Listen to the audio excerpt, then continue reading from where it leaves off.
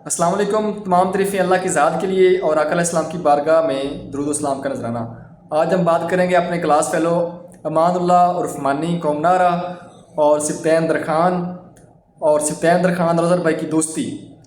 ये हमारा मौज़ू होगा बेसिकली।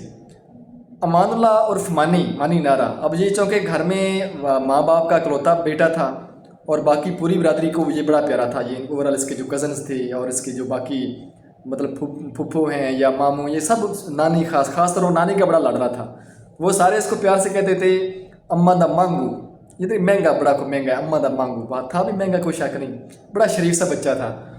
तो क्लास में इसको हमारे जो दोस्त थे क्लास फेलो, वो बाकी मजाक में करते थे कक्कू, क्योंकि रंग खूबसूरत है इसका। ब्राउन कलर्स के हेयर्स जैसे होते हैं लाइक यूरोपियन कंट्रीज में रहने लोगों के, तो बड़ा खूबसूरत रंग, बड़ा खूबसूरत था। और उस वक्त ये इतना ट्रेंड नहीं था, यानी कि इसको बड़ा खूबसूरत नहीं गिना जाता था। तो इसको ये मजाक करते थे बाकी क्लास फेलो के कक्कू। तो अब ये हमारा क्लास फेलो कैसे बना, स्टोरी यहाँ शुरू थी।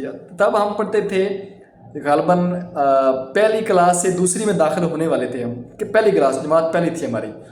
तो हमने उस्ताद मोहतरम मोहम्मद बख्श दाड़ा साहब को सुनानी थी पट्टियाँ ये होती थी कि यानी कि पहली पट्टी है 1 दा 1 11 20 1 21 30 1 31 से वर्ड आगे 91, और जैसे 19 की 9 दा 9 19 20 9 29 30 9 39 से आगे 99 तक, इस तरह पट्टियाँ होती थी।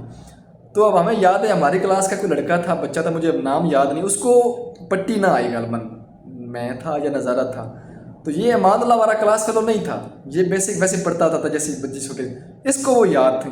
तो इसने सुना दी, इसने कहा उस्ताद जी मैं सुनावा, तो सुनाओ। तो इसने वो पट्टी 2-3 पट्टियाँ सुना दी। तो तब से इसको हमारे साथ क्लास फेलो की तरह अटैचमेंट हो गया, और ये फिर आगे तक 6ठी-7वीं में गालबन इसको किसी वजह से स्कूल छोड़ना पड़ा।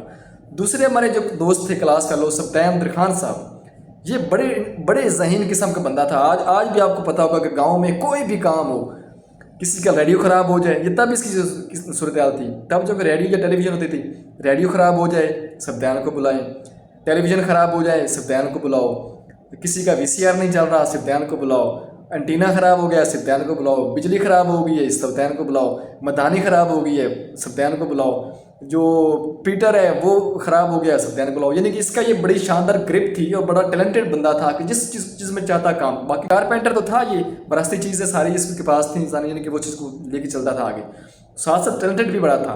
तो ये गलबन हमें पहली या दूसरी जमात में ही छोड़ गए थे, क्योंकि इसकी और अज़हर भाई की बड़ी शानदार दोस्ती थी। तो ये अक्सर फिर इकट्ठे रहना।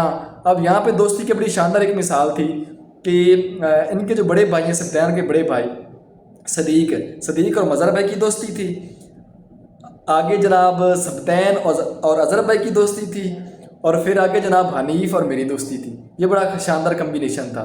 तो सेम इसी तरह दूसरी तरफ चले जाएँ तो खुरम भाई के साथ अज़हर भाई की बड़ी दोस्ती थी, फिर आगे नज़ारा के साथ मेरी बड़ी दोस्ती है। तो ये दोस्ती वाला यानी कि वो विरासती किस्म की चीज़ आ रही है। काम शुरू किया फैसलाबाद में, किसी वो कोई ऑयल फर्नेस ऑयल टैप निकालते थे टायरों के ज़रिए। तो वो जब एक दफ़ा हम उनको मिलने गए तो वो चूँकि उन्होंने कहीं से सेटअप लगाया था बड़ा अजीब सा, तो उनका मुंह काला कट हुआ, और तब से हम जो लोग गए थे मिलने के लिए, हमने इनको मतलब वो नाम मेंशन कर दिया। अब जब उस बिज़नेस का कोई स्पेसिफिक नाम तो था नहीं, तो हमने शुरू कर दिया वो काले धंधे वाले, यानी वो जो जिनका काला धंधा है। तो ये बड़ा फिर नाम बाद में हिट हुआ इन अहबाब में, जो लोग वहाँ काम शाम करते थे, ये इसको बड़ा मजाक के तौर पर लेते कि यार इसने बड़ा अच्छा नाम निकाल लिया काला धंधे वाले। बाकी सब चीज़ ये है कि मोहब्बत, आप सब लोगों को याद करने का मकसद ये है कि पुराने जो लम्हात हैं, मेमोरीज़ हैं, उसमें जितनी मोहब्बत है कोशिश करें उसको सामने रखें।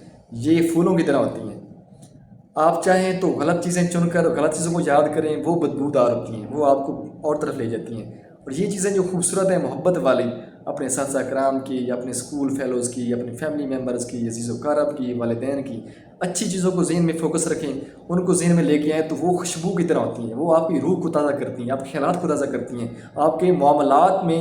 इवन आप दफ्तर में बैठे हों, काम कर रहे हों, और आप अच्छी कोई सोच लेके आएँ और अपनी अच्छी कोई याद करें, तो आप यूँ लगे जैसे फ्रेश हो गए। इट मीन्स कि ये आपकी फ़िज़िकली जो बॉडी है इस पर भी असरअंदाज होते हैं। Thank you so much for watching.